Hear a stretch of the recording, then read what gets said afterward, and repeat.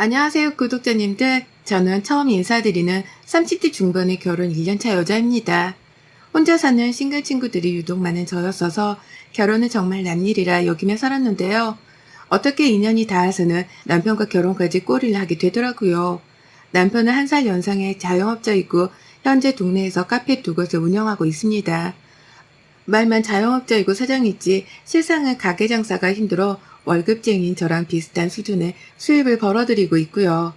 그래도 부부가 같이 각자의 위치에서 일하면서 게으름 피우지 않고 잘 살아보려 하는 중입니다.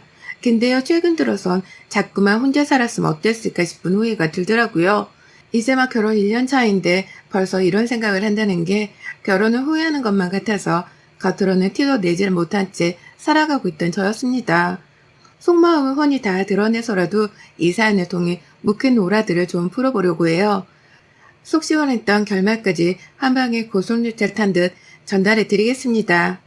저희 남편은 20대 때 캐나다로 워킹 홀리데이를 가서 커피 만드는 걸 처음 접했다고 했어요. 바리스타 자격증도 따고 커피에 진심이 되어 한국에 들어오자마자 학교만 졸업하곤 바로 커피 장사에 뛰어들었죠. 처음엔 남의 가게에서 커피 만들어주는 일을 하다가 점점 자기 스스로 커피 수입도 하고 별의별 곳을 다 하다가 30이 되기 전에 카페를 차렸습니다. 저랑 결혼하기 직전에 한 곳을 더 차려내 지금은 2곳을 운영 중이고요. 다들 아시다시피 여기저기 카페들이 넘쳐나는 바람에 남편의 가게가 그리 돈을 많이 벌어오지 못했어요. 그냥 입에 풀칠을 안 할 정도로만 단골 손님들 위주로 돈을 챙겨오는 구조였죠. 그런 남편의 사정을 잘 알던 저는 결혼하고 나서도 직장을 그만두기는커녕 혼자 직장을 꾸준히 다니면서 정기적으로 나오는 월급이라도 따박따박 챙겨왔습니다. 남편도 제가 그렇게 해주길 바라는 눈치여서 단 한 번도 직장을 그만두고 카페를 돕겠다 말 자체를 꺼내본 적이 없었네요. 그렇게 지금껏 1년을 잘 버텨온 채 부부 생활을 유지 중이었고요. 결혼하면 힘든 건 돕고 즐거운 일이 있으면 기쁨을 나누며 한마음 한뜻이 되어 살면 그만인 줄 알았습니다. 어릴 적부터 스스로 고생하고 부딪혀서 카페까지 차려낸 남편을 굳게 믿었어요. 열심히 살아왔던 만큼 앞으로도 가정에 열심히 충실하며 살 거라고 말이죠. 하지만 제가 연애하며 겪은 남편의 모습은 결혼 후 사뭇 다른 점을 보였어요.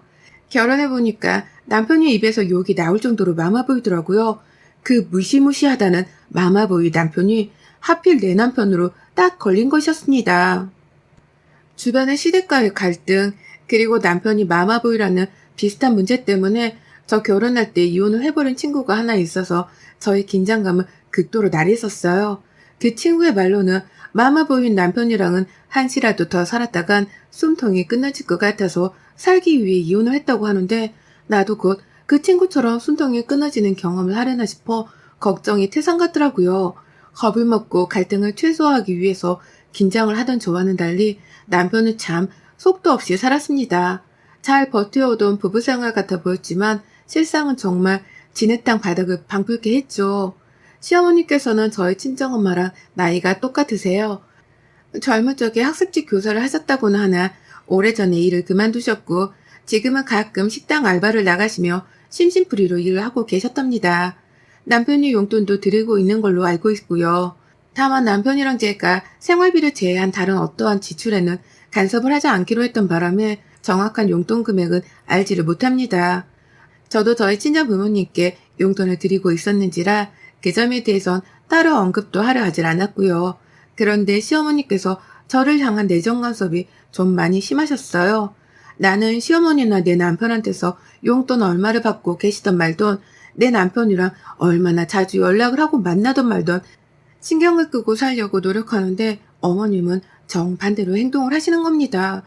혹여나 남편한테서 생활비라도 많이 받으면 어쩌나 걱정이 되셨던지 그래서 이번 달에도 생활비 말고는 돈도 안 받은 거 맞지? 확실하지?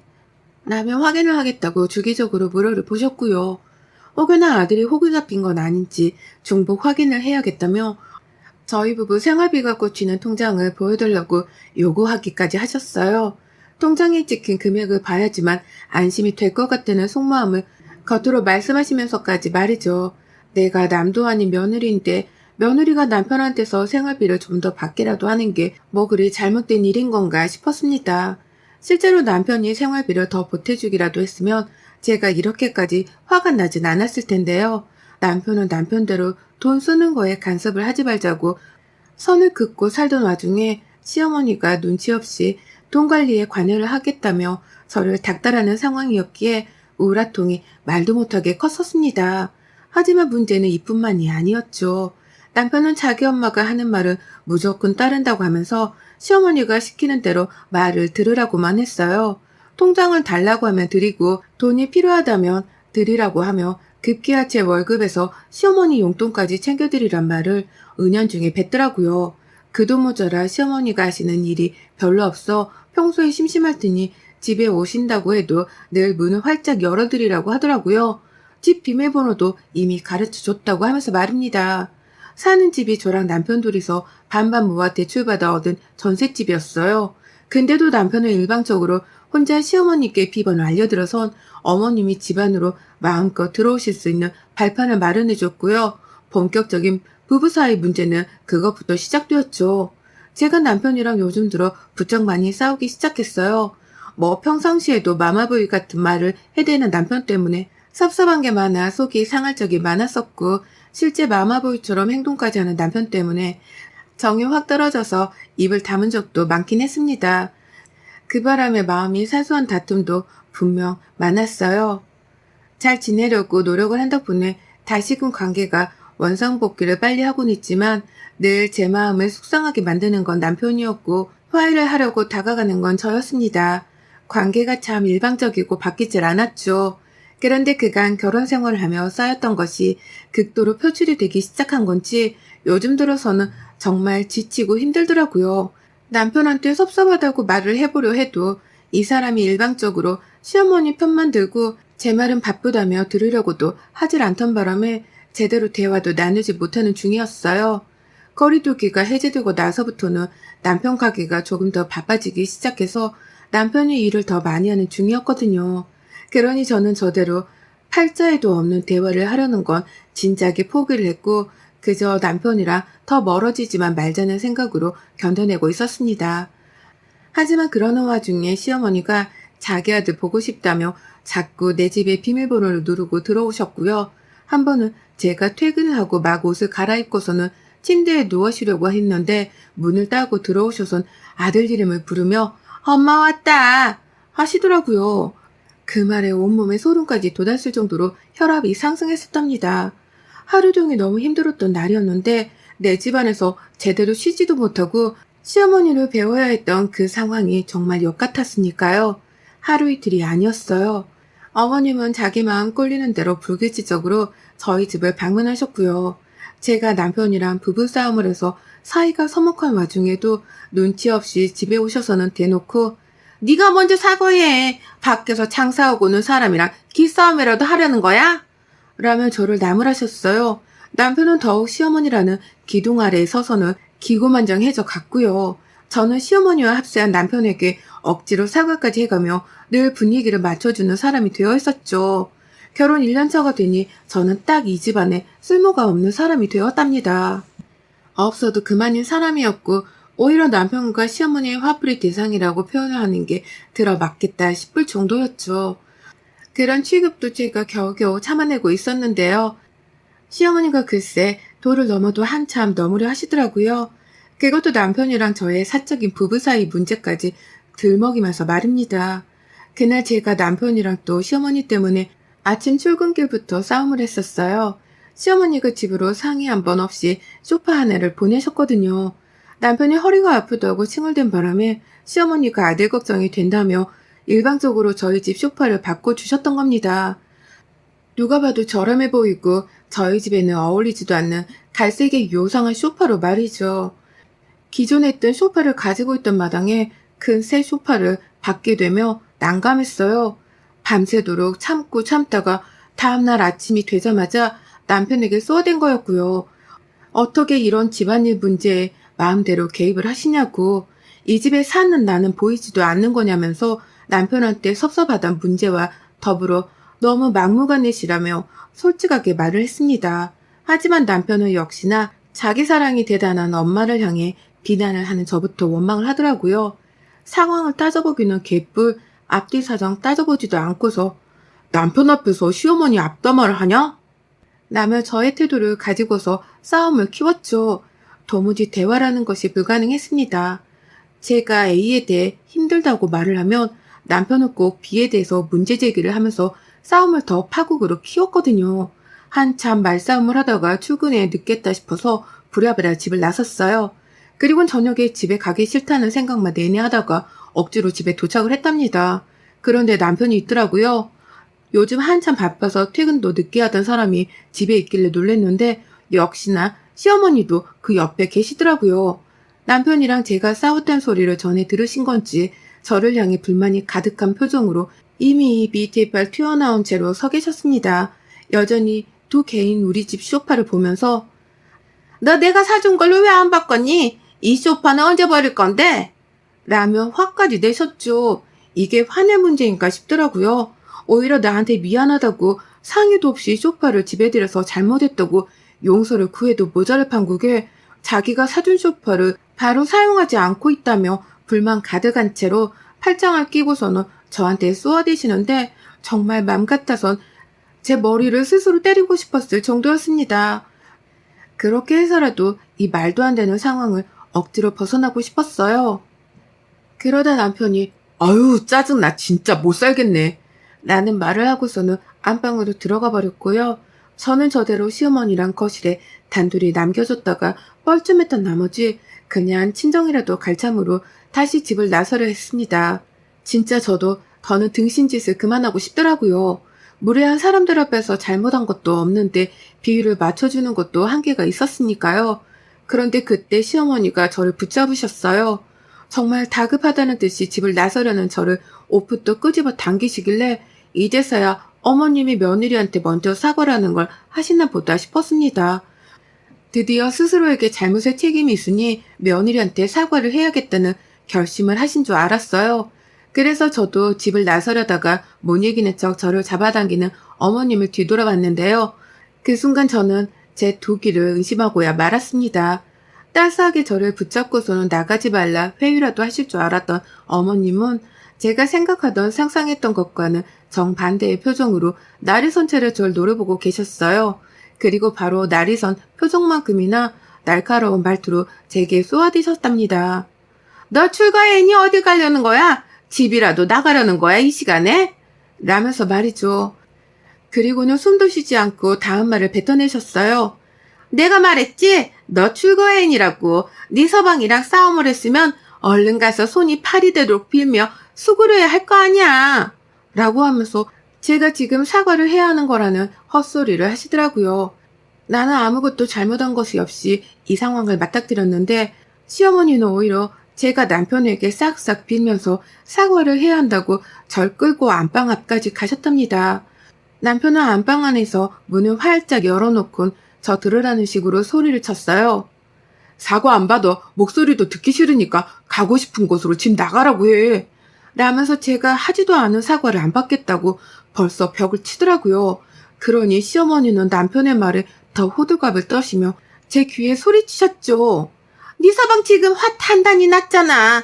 그러면 네가 네 남편 팔가락이라도 핥으면서 용서를 구해야 할 거 아니야. 네가 왜 이 집에 시집을 왔는데 내 아들 비위 맞추고 잘 살라고 내가 결혼 허락까지 해줬더니만 뭐하고 있는 짓이야 이게? 라고 말이죠. 그러면서 한 손으로는 제 팔뚝을 자꾸만 때리시며 안방에 들어가라 보채셨고 급기야 제 등을 안방으로 밀어버린 후 문을 닫으며 말씀하셨습니다. 정네 남편 화가 안 풀리겠다 싶으면 네 몸뚱이라도 받치든가. 가시네가 몸뚱이 둬서 뭐 하려고. 라고 하면서 안방의 불까지 친히 꺼버리시고는 문을 쾅 닫으셨어요. 그 순간 안방 안에는 암흑이 서렸지만 제 속만큼은 타오르는 불길로 환했습니다. 저 미친 시묵을 부부싸움을 한 남편한테 발가락을 하드란 소리를 하더니 급기야 몸뚱이를 팔라는 막말까지 퍼부으며 나를 사지로 몰아냈구나 싶었으니까요. 상황 파악이 뒤늦게야 들기 시작했고 그로 인해 머리가 어질어질했습니다. 그 와중에 남편은 정말 저랑 합방이라도 하고 싶었던 건지 개스름한 소리까지 내면서 벨트 푸는 소리가 들리더라고요.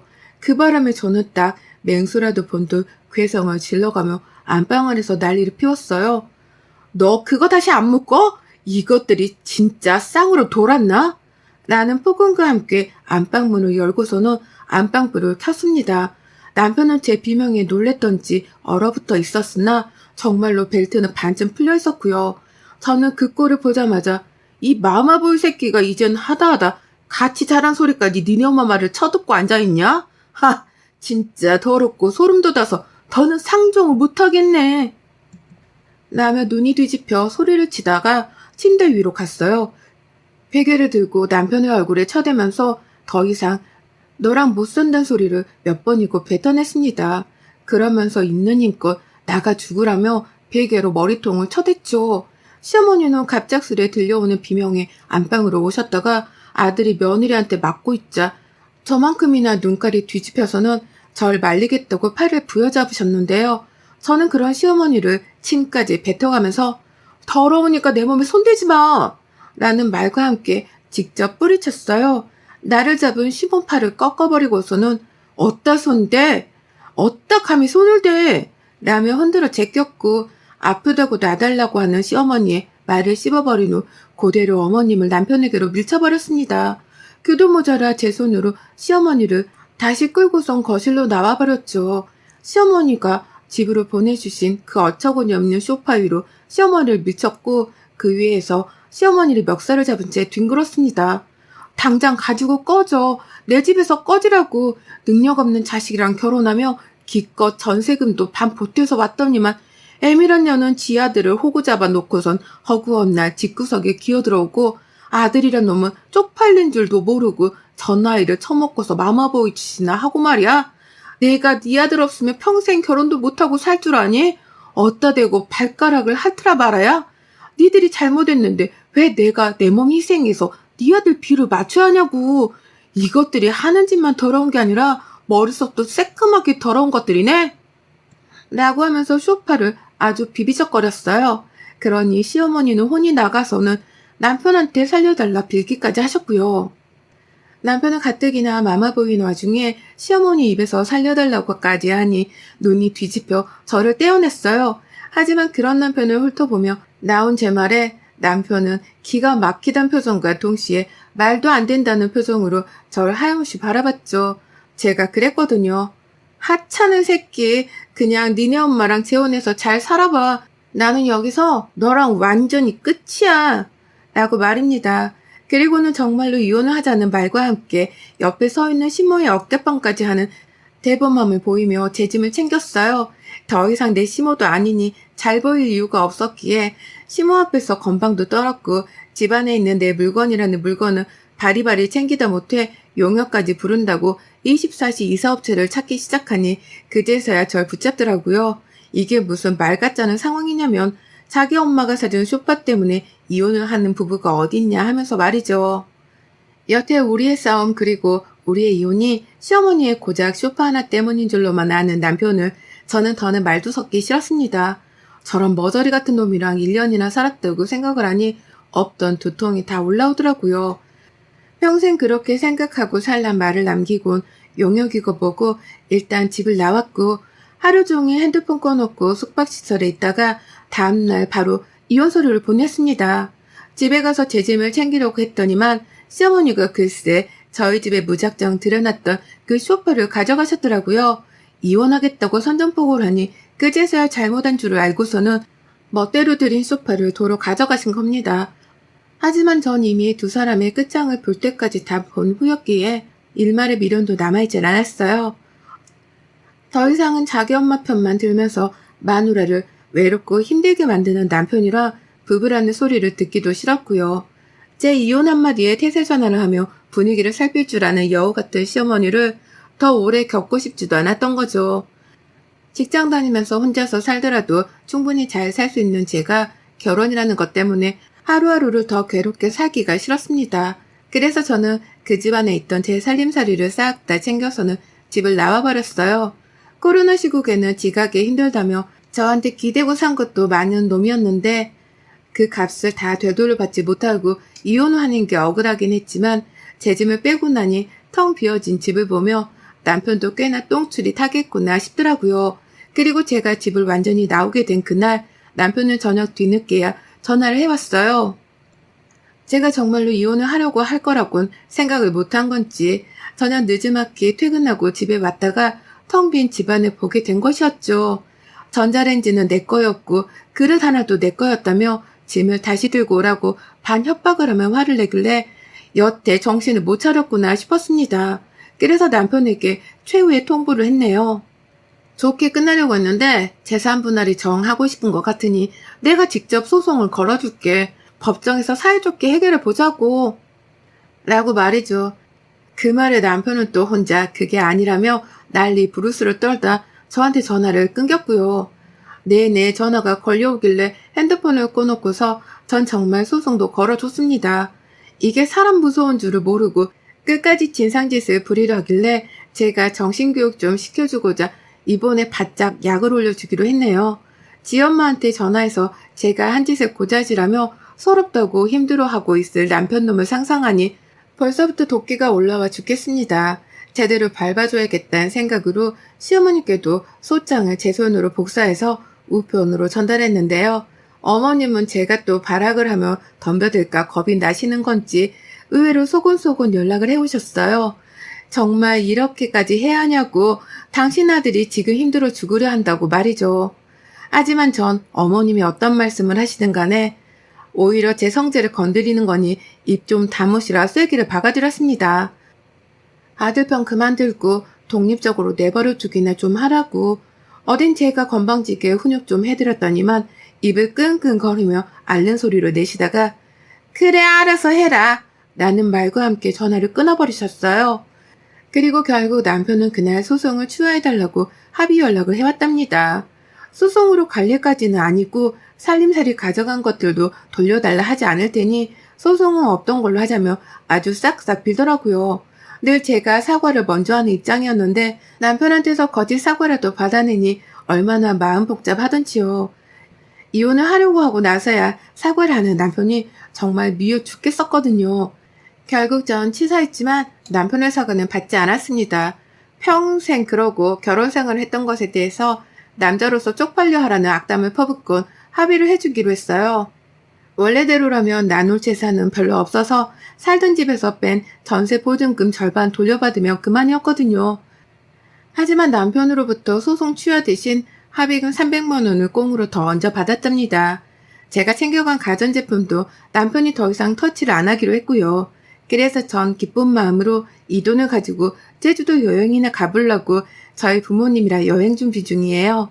예전 같았으면 이혼이 무슨 인생의 빨간 줄인 것 마냥 부끄러웠을 텐데 지금의 저에게 이혼은 다시 한번 잘 살라고 하늘이 내려준 동아줄과 같답니다. 그래서 남편한테 받은 합의금으로 다시 시작하는 제 인생 기분 좋은 여행하며 멋들어지게 시작해 보려고요. 여러분의 생각은 댓글로 남겨주세요. 오늘도 시청해주셔서 정말 감사합니다.